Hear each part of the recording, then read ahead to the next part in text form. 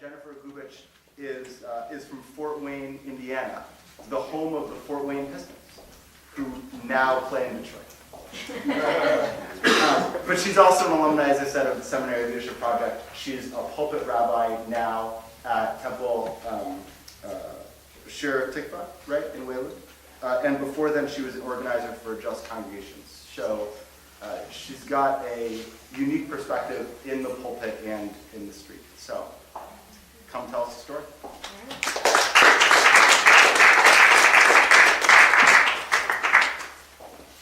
A framing moment from yoga. Root down and reach up, she would say, and we would. Root down and reach up, she would say, and we would, because my yoga teacher told us that every time she says root down and reach up, the whole room grows taller. And while I don't know that I will ever grow taller, every time I'm at down under yoga and someone says root down and reach up, I always feel stronger, deeper, and more connected. Root down and reach up, she would say, and we would. And yet, root down and reach up. How? I live in the suburbs. It can be easy in the suburbs to lose sight of who and what and where you are.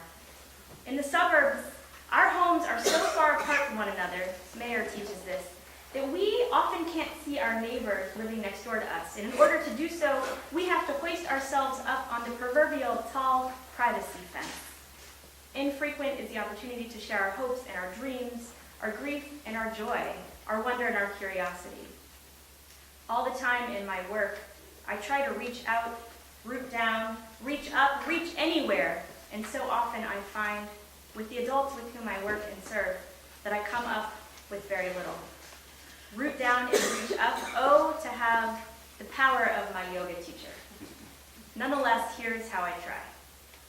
It's 3:45 in the afternoon on a Wednesday. Kids are running in or dragging in, depending on the weather. They throw their bags in the entryway to our synagogue, and they come into the sanctuary where they sit by tefillah team, and they wear name tags. Tefillah means prayer.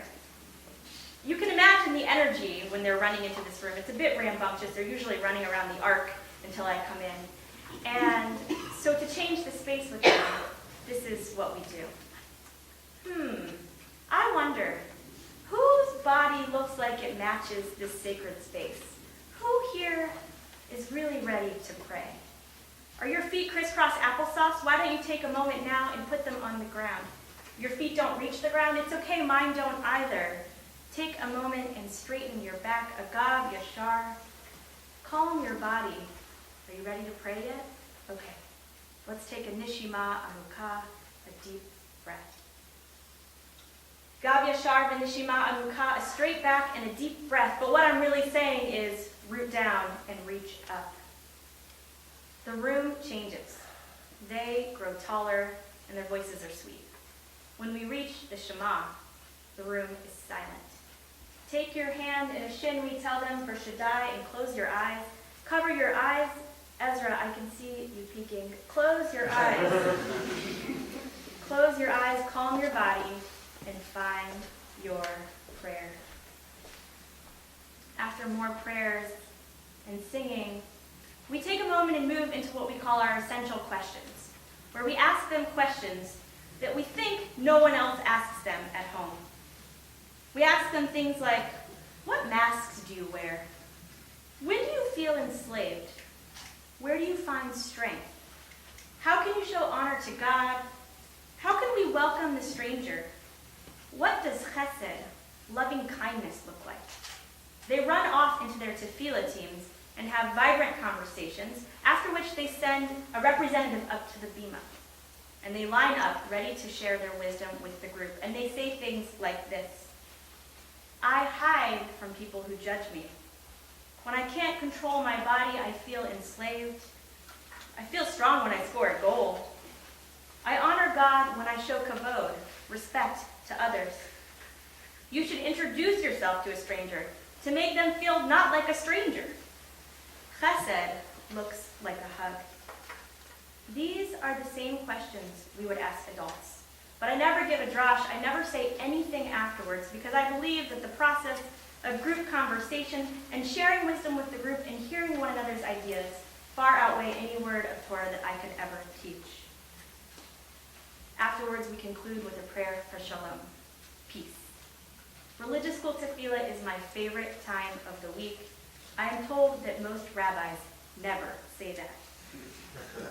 This is what taking root looks like.